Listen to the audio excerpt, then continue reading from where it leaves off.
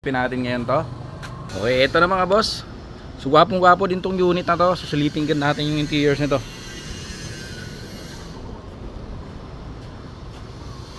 Alright. So ay mga boss, kita nyo naman yung mga sidings natin yan. Hanggang sa kabila yan. Makinis yan hanggang dashboard natin. Maganda kondisyon ng mga upuan. Maganda rin yung matting. Malinis din yung ilalim, syempre yung pinaka-matting mismo. Yung pinaka flooring mismo. Okay, so ganun din dito sa likod.